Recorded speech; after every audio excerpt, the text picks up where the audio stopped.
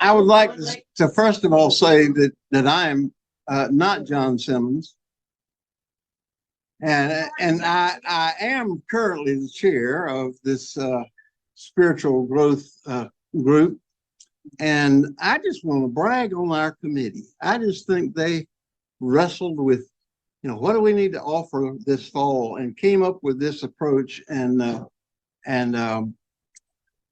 I actually almost missed that meeting where that was decided. John called to remind me that I was leaving Waffle House. I better be coming on to the meeting.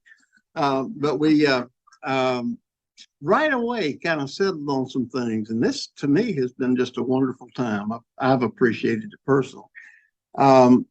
We have been talking in our committee about what comes next. And we're not totally sure, but there has been some interest at looking at the words and deeds of Jesus in a way that maybe we don't always get to look at those words and deeds. With some folks, it's all about Jesus being born and Jesus dying, and yet he did an awful lot in between those two bookends, and said some challenging and very startling things sometimes. And I sometimes in reading the words of Jesus, and I think, wow.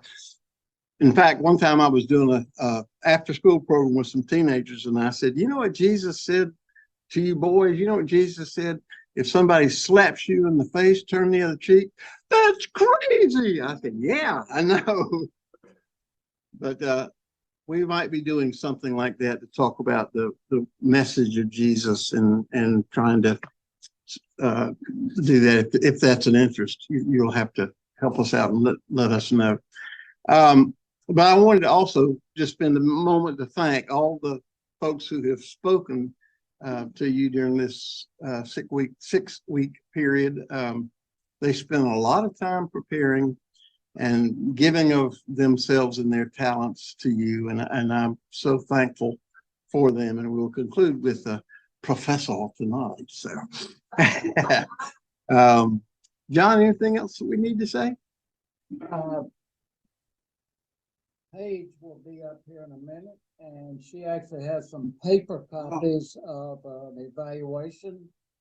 We really want those evaluations back, and you can be as kind and as gentle as you want to be, or as honest and brutal as you want to be. If we do something else, like Arthur mentioned, if there are things we can do to make it better, the way we can learn what those things are is for you to tell us. And so she's also going to send an email, and you can respond to those by email.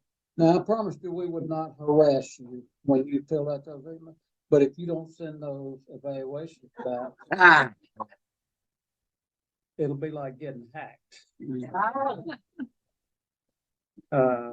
That's great. Thank you.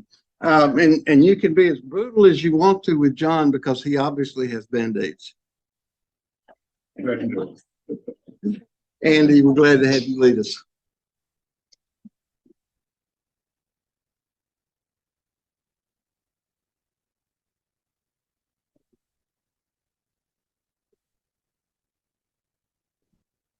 Hey, thank you for coming tonight for the conclusion of our 6-week series on the 4 stages of faith.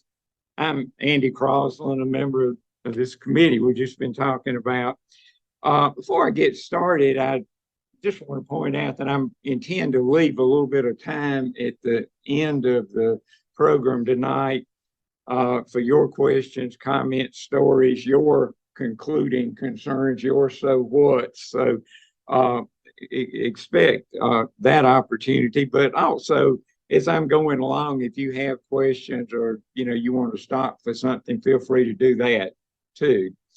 Let me begin by explaining the subtitle of tonight's talk, So What? When I was a young academic, I submitted a little article for publication that traced a joke in a novel by Joseph Heller back to the writings of Ernest Hemingway.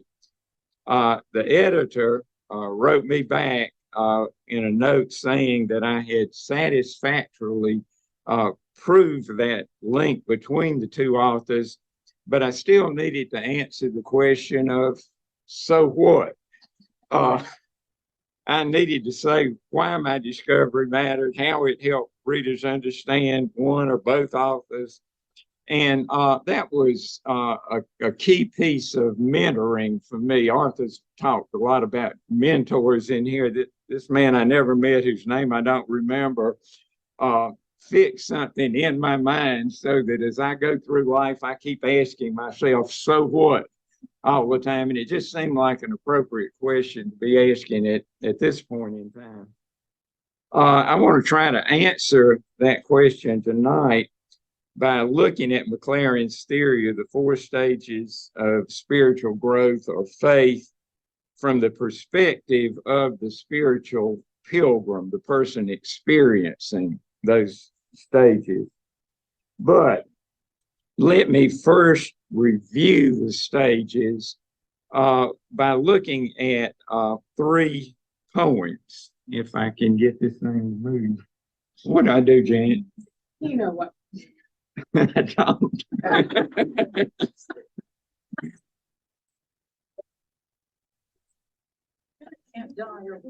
There you go. Okay. Just use your arrow, right? All right, the up arrow side one, this one. Right. Okay. All right. The first of these 3 poems is a study of reading habits by Philip Larkin, a British poet and librarian. As you listen to it, please substitute the idea of faith when you see the word reading or hear the word reading.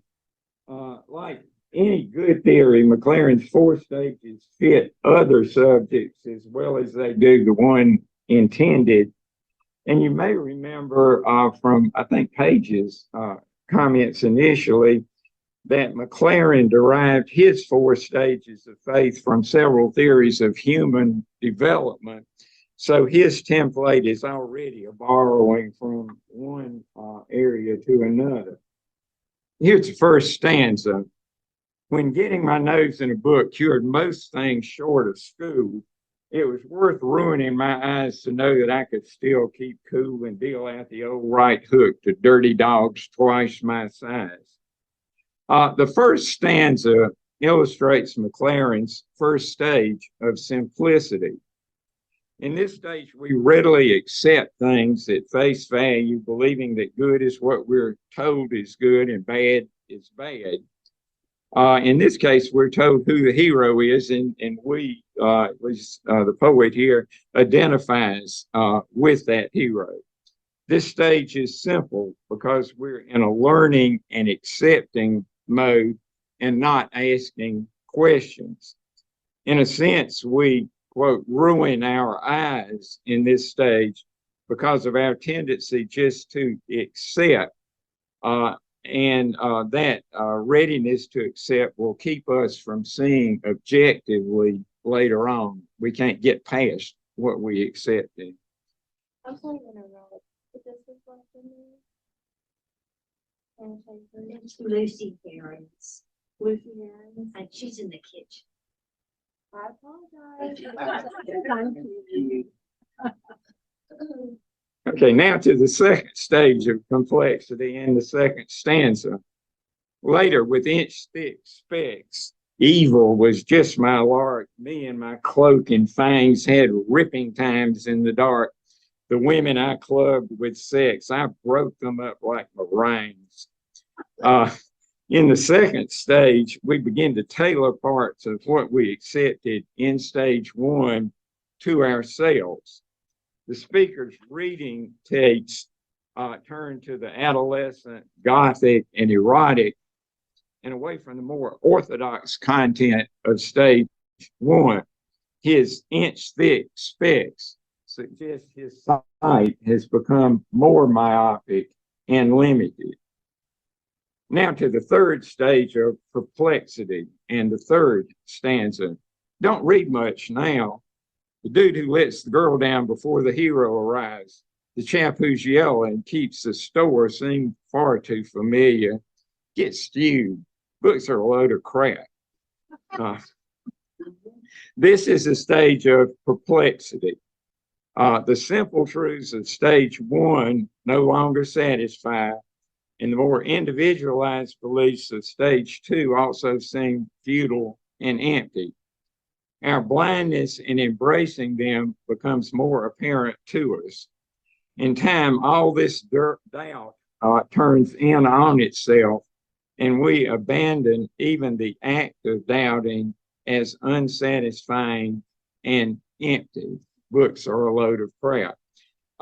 So what is there when we run out of things to believe or even to doubt? That is suggested by my second poem by Denise Levertov, titled The Avowal. There it is. As swimmers dare to lie face to the sky and water bears them, as hawks rest upon air and air sustains them, so would I learn to attain free fall and float into Creator Spirit's deep embrace, knowing no effort earns that all surrounding grace. In stage 4, harmony, we abandon our creeds and beliefs, personal ambitions, doubts, and debating points. We simply surrender ourselves to a faith that manifests itself in the love of God, others, and even ourselves. In a sense, stage 1 has us subduing our will to obey the law, also known as God's will. In stage 2, we look for ways to exert our will more and to shape our own faith journey. In stage 3, we freely question and challenge what we are told is God's will. But in stage 4, our will and God's will become one. We give ourselves over to a mysticism that rejects none and embraces all, and rests on harmony with our Creator and not on our egotistical notions of ourselves or our powers of understanding. We, quote, attain free fall and float into Creator Spirit's deep embrace, knowing no effort earns that all surrounding grace. The move to stage 4 is enabled by God's grace. It is something that happens to us when we're made ready by doubt and darkness. Okay. This process is suggested in the following poem by Kim Rosen, In Impossible Darkness, which is literally about the metamorphosis of a caterpillar into a butterfly. Do you know how the caterpillar turns? Do you remember what happens inside a cocoon? You liquefy. There in the thick black of your self-spun womb, void as the moon before waxing, you melt, as Christ did for 3 days in the tomb, conceiving in impossible darkness the sheer inevitability of wings. This poem suggests that the move from stage 3 to stage 4 is almost inevitable. It is simultaneously natural and miraculous. Transitioning into each of the other stages required the pilgrim to work. But this one is, quote, free fall and float, knowing no effort earns that all surrounding grace. Only acceptance is required. Now, let's look at what we have learned so far in this series about doubt. In Arthur Miller's play, Death of a Salesman, the character Linda tells her husband, quote, well, dear, life is a casting off. It's always that way. McLaren says that the spiritual pilgrim is moved from stage to stage by doubt, which results in some sort of casting off. She may doubt the sincerity or piety of her leaders, or she may doubt the truth or validity of her beliefs or those of others. Doubt is effective in moving the pilgrim because a person who is happy where she is has no cause to relocate. In that sense, doubt is not only good, but necessary. As John Bunyan wrote in his metaphorical account of the faith journey titled Pilgrim's Progress, a man there was, though some did count him mad, the more he cast away, the more he had. The more he cast away, the more he had. This is a paradox of doubt. We gain by dropping, by casting away. Turning now to the perspective of the spiritual pilgrim, it seems safe to argue that we enter the faith pilgrimage in hopes that it will make our lives better. More accurately, we might say that our parents put us into stage one, hoping it would improve our lives, and then we take it from there. In stage two, we believe we are improving on stage one by fine-tuning it to better suit ourselves. We think stage three is the way to a deeper truth. Stage four puts us in a world infused with spirit. People and events speak to us for and of God. Life is full of meaning. As a result, we are fulfilled and happy. This is why we should want to go there. Since stage four believers love God and each other, they get along and tend to do what is right and good without all the rules. Both personally and communally, stage four is us approaching our best. But it is not really inevitable. Although we have spoken in here over the past weeks of faith transitions at certain ages, perhaps shadowing stages of human development, not everyone gets to the finish line. Or let me put it this way, where are all the stage four people? Now, I'm not talking about in here. This room, of course, is full of stage four people. But I mean out there or wherever out there is out in the real world. Where are all the stage four people? Where are the stage four churches? Where are the stage four cultures? Where are they? According to McLaren, stage four people are most likely to gather at special seminars treating stage four subjects, like this one, or in worship groups that aren't full-blown churches. All of which is to say there are many stage four people, but not nearly enough to suggest that a majority of pilgrims reach that stage.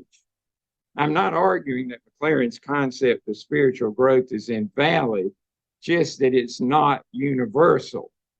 There are several reasons for this. In addition to his 4 stages of faith, McLaren also describes a 5th one in that book, Faith After Doubt. He calls it stage 0. This is the condition of babies. Stage 0 babies are creatures with basic needs such as food, shelter, and clothing. They demand that others meet these needs and others do it.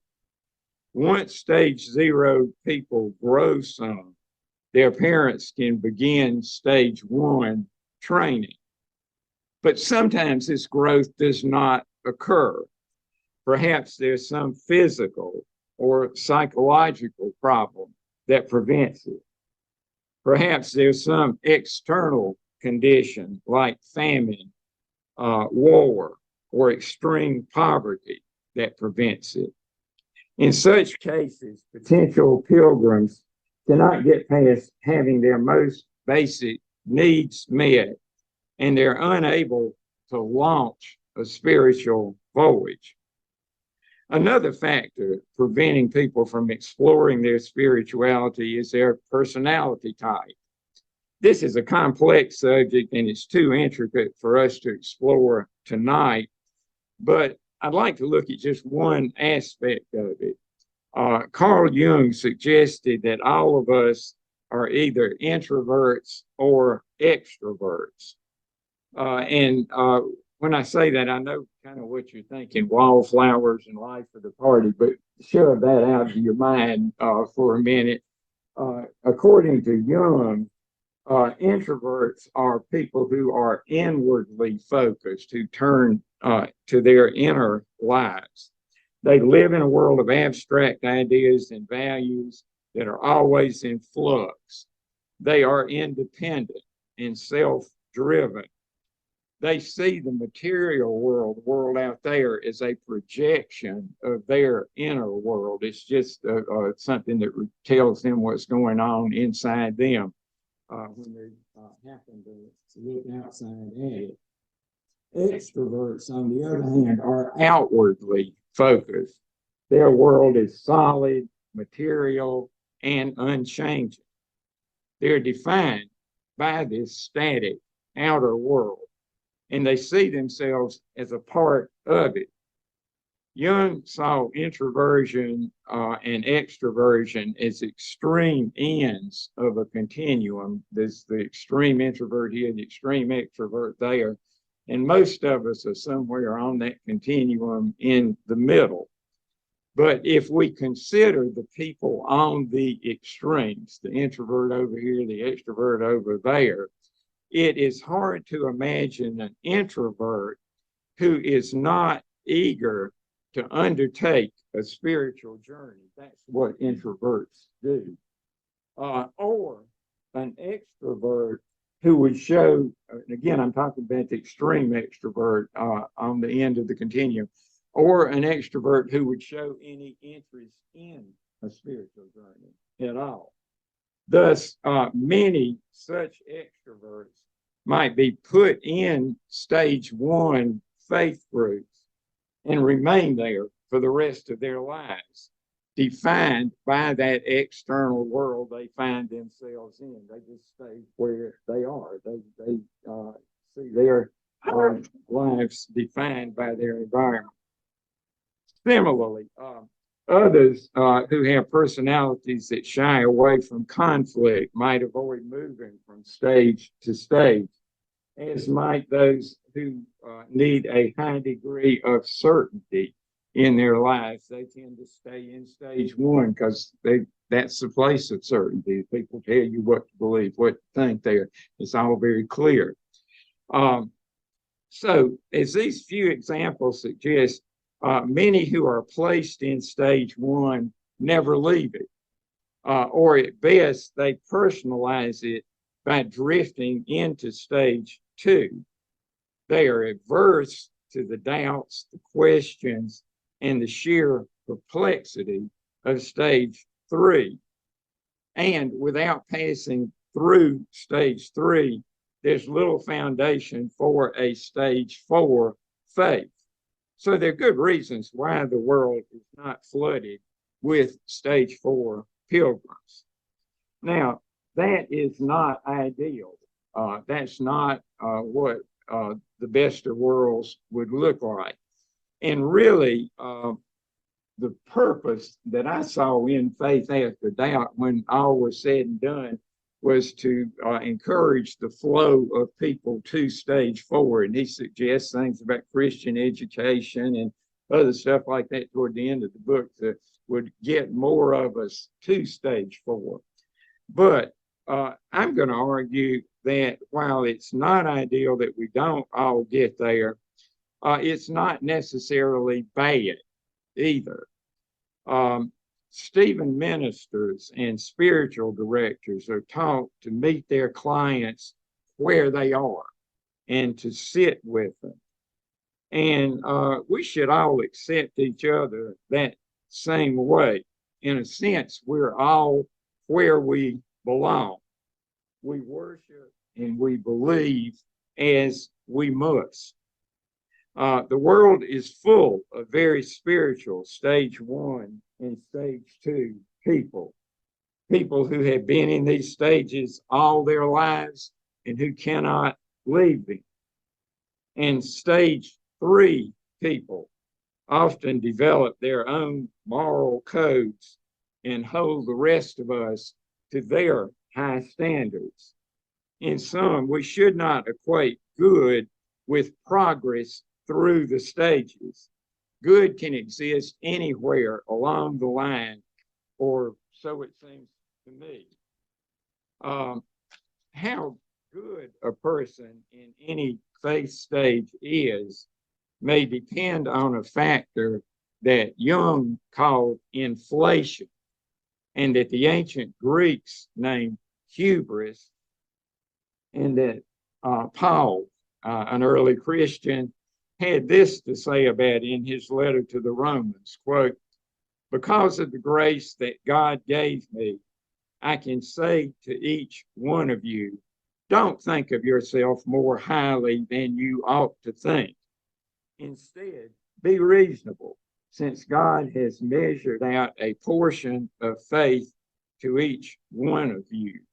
The parts that resonate with me in that quote is don't think more highly of yourself than you ought to, and that God measures out a portion of faith to each one of us, which I think is further reason to think we don't have to all march in lockstep through the stages.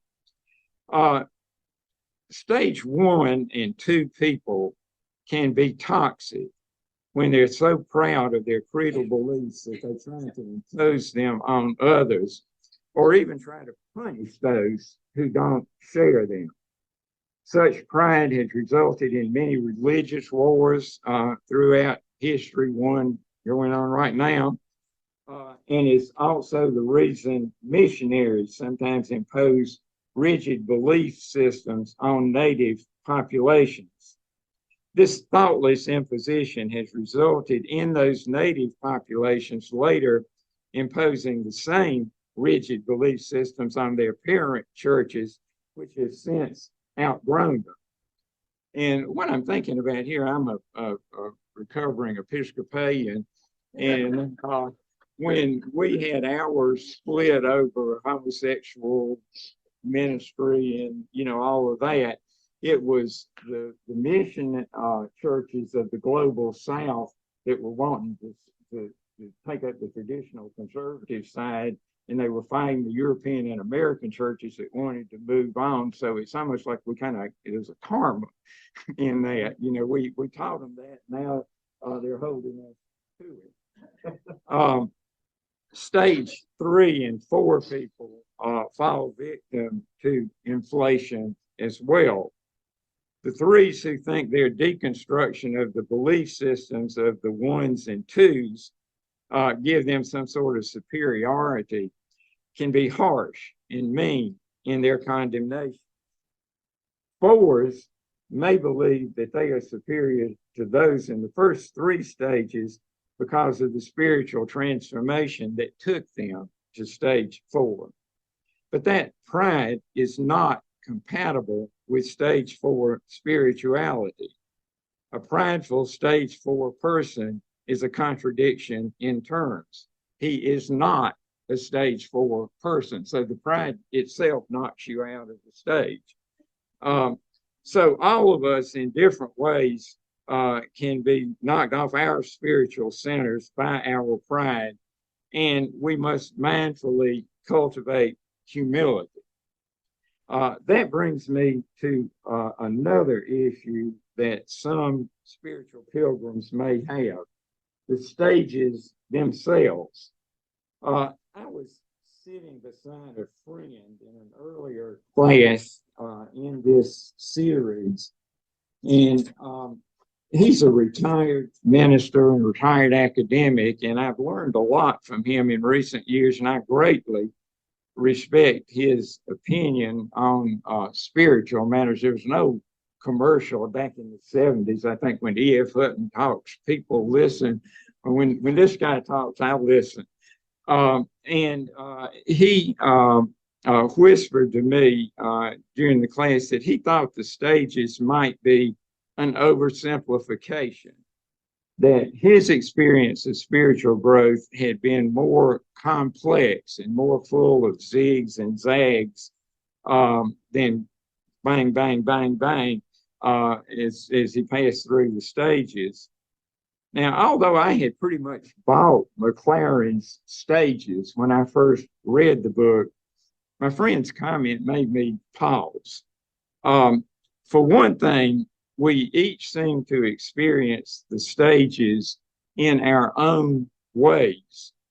My stage 2 was complex, but it was very different in intensity, in duration, and in nature from that described by Cam in his program earlier. That is that both of us experience what we might reasonably call complexity, but those experiences were more different from each other than they were similar. To identify both as experiencing the same stage might be viewed as a matter of semantics. We could call them the same thing. There's ample reason to do that, but we could also call them different things, and there's ample reason to do that.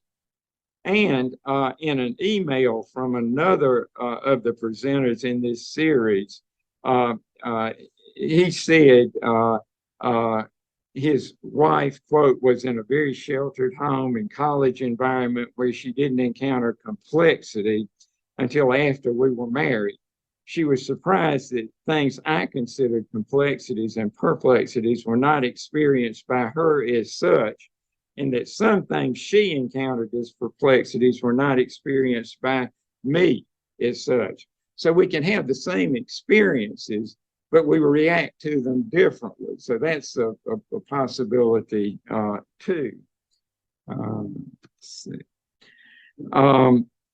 McLaren uses the metaphor of growth rings on a log to describe the stages. That's pretty much a McLaren log there. This metaphor suggests that each growth stage includes and evolves from the previous stages. Now, in this, metaphors have literal and symbolic terms or figurative terms. In this particular metaphor, the literal term is the log, and each year on that log represents each ring on that log represents a year of growth. But what marks a ring or a stage on the symbolic term? Faith. Where does that ring come from? How does that pop up? Aren't some of our logs more blurred, worn, scarred, and even cracked, like the one on the right? That one up there, that's kind of more my faith stage log than that is. How about using something as organic as a fingerprint, the second thing, to show the movement through the stages, or the labyrinth, the next thing in the middle, which is a traditional archetype of the faith journey. And I guess what I'm trying to get at here is there are a lot of ways of showing the faith journey. McLaren is one, and they're all somehow similar, but they all can be kind of different too. And I think that my intent here is not to challenge McLaren's structure per se, but I just want to argue that if something about it, if thinking of these stages bothers you, if it's not where you are, if it doesn't seem quite right, then don't worry. about that. It's McLaren's idea, I think, of simplicity, complexity, perplexity, and harmony in the context of doubt that is the big message here. And it can work, in different ways and have more zigs and zags and turns and cracks and blurs and whatever else in it. So if you want to, embrace McLaren's well-defined theory, feel free to do so. But if you don't, feel free not to as well. And then finally, the faith journey itself, the whole journey of faith, does not end on some plateau where we sit back and enjoy ourselves. We're not trying to get to a lounge chair with a drink beside it in the sun and watch the waves out on the ocean. McLaren's 4 stages tell us that there's always something else. There's another step, another level, another turn, another path to explore. Our doubts, our hurts, our fears are the keys that unlock the passageways forward in our spiritual growth. And we must move through these doors as they open, afraid or not. Like, and forgive me this, but this the English teacher in me, I can't help it. Like Tennyson's Ulysses, that archetypal battered pilgrim who keeps on going. Our, quote, purpose is to strive, to seek, to find, and not to yield, just to stay on this journey, keep going. And that's sort of the final word of encouragement that I'd like to leave us all with. Thank you. That's kind of what I have tonight, and open at any questions, comments, or your so whats, or whatever anybody wants to.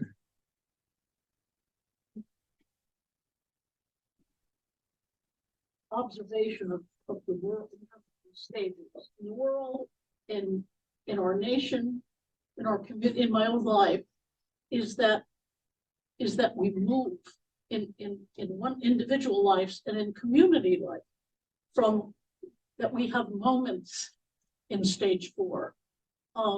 Example, I think of some of the Parkland students who brought us some of those moments.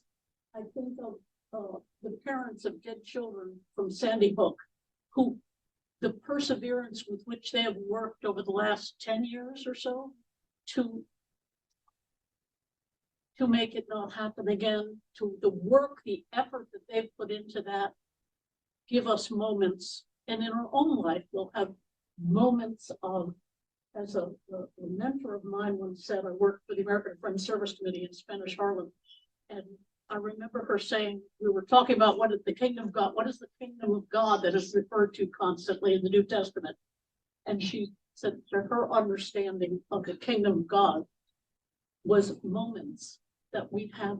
There are moments, when things just seem to glow because somebody, when we went, Elaine and I were at the Franklin School a couple of days ago, and I hadn't been able to be there on the first. I was out of town when our circle went there. And with all the horror that's been going on in the world lately, more and more, being there I could feel a physical lifting of my heart. The joy of those children, the state of the art that play. I worked in a place like that 30 years ago that was nothing at the level and it was the best in New York State. This is gone. I mean, it gives me shivers now. I mean, the whole north side. There are moments of stage 4, and I think we move between the stages. Yeah, and to be fair to McLaren, he says that in this book. I forget, he has a different name. It's not stage, but it's something that starts with an S. But yeah, that's that. I think he would agree wholeheartedly with that. As I think all of us probably. Yes, ma'am.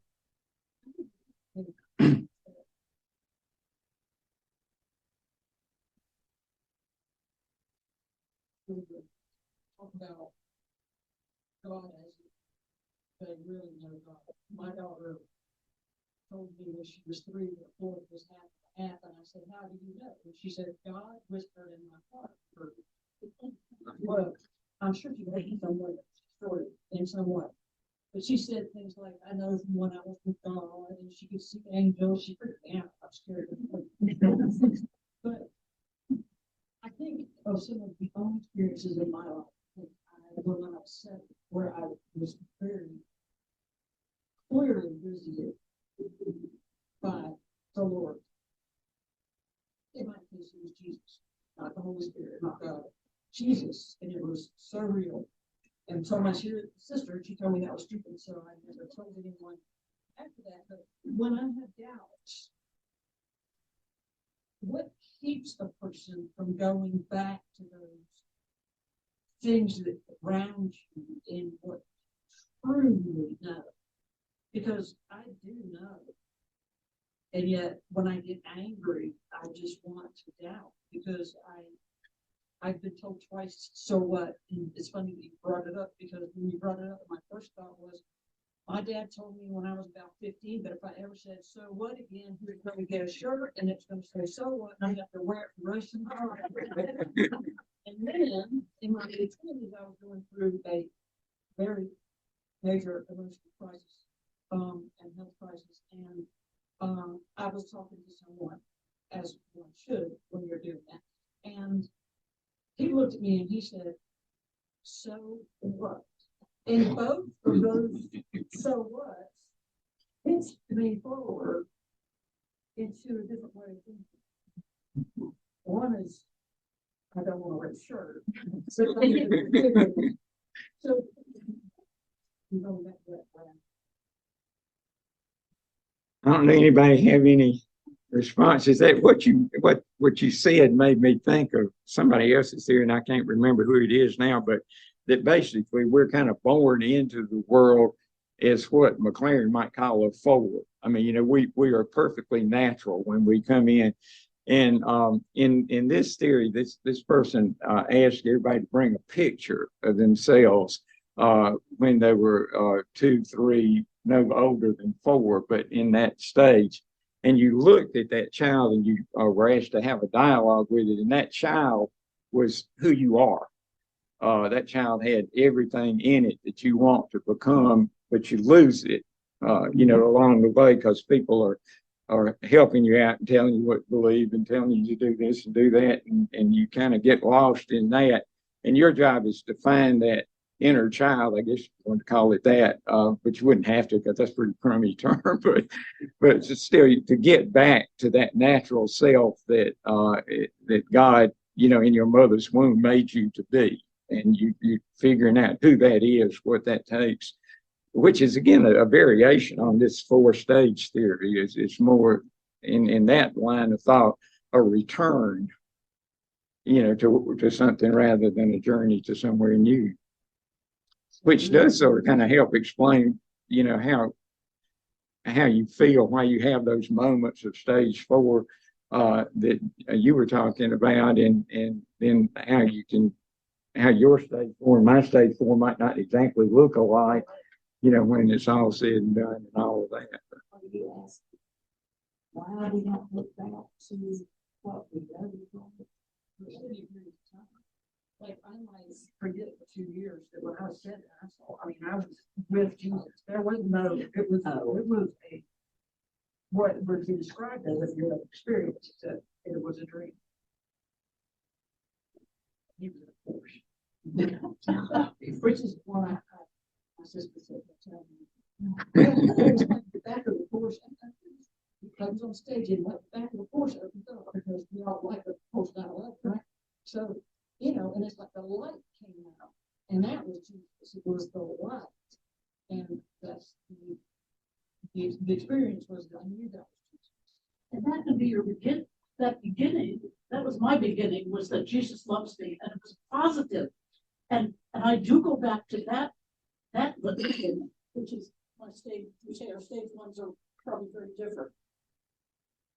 All I remember from stage 1 is Jesus loves me. And I go through all the thick and difficult stuff, but come back to that. It works for me through all the stages. There's some positive in one. Can be. Fancy. Is there any way to get to stage 4 without going through 1, 2? unless you're just born there, you know, I imagine some people do just kind of stay there, and, and I've been thinking in a way about people, participating in Paralympics or something, you know what I mean? They're just kind of holy people sometimes that are just there. I think, I don't know, this is all opinion. It's just, Jane? This is a comment, Patsy, on what you just said. McLaren has a whole big part toward the end of the book, is that we can forget children of today going through all those stages of doubt. There is a time for them to go through those stages of doubt. If we think there won't be any church left by that. So we have got to educate our children today very differently from the way perhaps we grew up in the church and had all these years to go through these stages. And it's not going to be done with the traditional way of teaching the Bible stories, sitting in a room with pretty pictures on the walls and teaching those Bible stories. And he makes a big case for getting children out of nature and getting to know this God that we call creator, or by whatever name. It's got to be done differently so that but I think a lot of children, maybe we all come here in the very beginning at that stage 4 of farming, where we come to a place of unconditional love, and we return to that place. But all those years in between, we knew this in the beginning, Jesus loves me, or what, not exactly that, but I am loved. We come here knowing that. And then we gradually forget that as we go through all the hard knocks of life. And then we spend the rest of our lives trying to remember what we knew when we first came here. So we've got to connect the children in today's world with that stage 4 of knowing in creation, knowing and exposing them to other types of people, other skin colors, all kinds of diversity, that this is all God's creation, so that we don't put up those lines of, you're different from me because of this, or you're different from me because of this. I went to a board meeting out in Campobello last night, actually, where they were discussing 44 books to take out of their library, and people standing up making the case of whether we ban these books, or a third of the people making the case of, no, we need to keep them here because these are the real facts. These are real people in our schools. And every single one of the ones who spoke in favor of banning all these books, they were thumping that Bible. They were hitting hard. And, they are an abomination to our children. We're going to ruin them. It's immoral. And this is what's being taught in a lot of the churches today. So we have got to stand up as faith communities based on love and teach our children a different message of remembering who they were when they came here. With skin color, my own grandson who's got black skin like everything, he doesn't know yet that his skin color doesn't look like his mom and daddy's or his grandmother's and granddad's. And he will one day, and he will ask the question because his is black as it can be. And then he is no good. He is no different. Thank you, Joan. Anybody else have any? Arthur. Just real quickly, what I've experienced in life and also in this study is the awareness that I'm always in some kind of a flux. I'm at a place now where I feel real good about my spiritual journey, but I know I'm not at the end of the road yet. And so it's like this awareness that we are on a continuing journey, and we're liable to slip in and out of various cracks and crevices, but we need each other for that. I mean, I need your presence and your help as I surf through these rough waters. We need mentors. Yes, we do need mentors. Arthur, I think that's an excellent stopping point. That Miss John. Paige, do you want to say anything about the evaluations? So sometime this week, you should receive in your email an evaluation of our time together. It will come, it's a Google form. If you fight with technology or don't care for technology, there are paper forms available here for you to take with you to fill out. You can put it in my box at church, or you can give it to me tonight. Either way, there are some typos because even technology does not work for me sometimes. But please fill that out. Your feedback is welcome, and so we can learn about what worked well, what didn't, and where we can go from here. If you put our name on your email list, we'll get it. Yeah. That's A word of note, this coming Sunday in this room, in the Sunday school class, Rabbi Yossi Leibowitz is going to be speaking about the rise of anti-Semitism. And I'd like for us to have a physical presence for him to support what's going on right now in his. We also have access to recordings of these nights that I want to get out to everyone. You may want to relive some of those things, or you might have missed a session or two. So we'll try to do that also. Mobius. Good day. It works. is it what? I'm sorry. Is it a Mobius strip? Infinity. I think it Yeah, looks it's like just an infinity symbol. I think if that's what that is, yeah. Just keep going. So I don't want to cut off the lights and close the door. For me and for a number of people who provided some feedback, there's been something special happening in this room for the last 6 Wednesday nights. There are people in this room that I've known for 55 years, and there are people in this room that I didn't meet until 5 weeks ago. And even those that I've known for 55 years, being here together, experiencing what we have experienced as individuals and collectively makes a difference. Being in community. That first night I talked about that article that Perry Bacon had written about the nuns in the church, and the thing the nuns miss the most is community.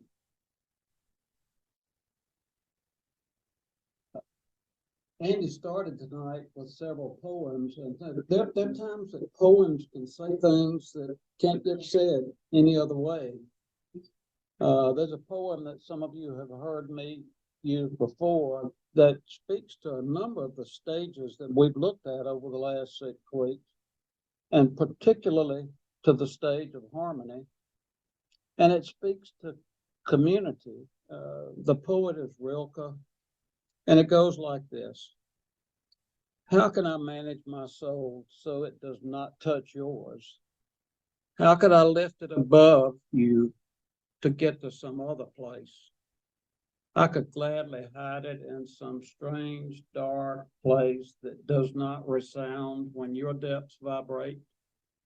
And yet whatever touches you touches me and takes us together, just as the bow draws one sound from 2 adjoining strings. What instrument are we stretched out on, and what musician holds the bow? Oh, sweet song. We got to be strings on the same instrument for the last 6 weeks. I feel it as a blessing to me. I hope it's been a blessing to all of you. Everyone who has participated and everyone has led. I don't want to turn out the lights, and I don't want to shut the door. Thank you.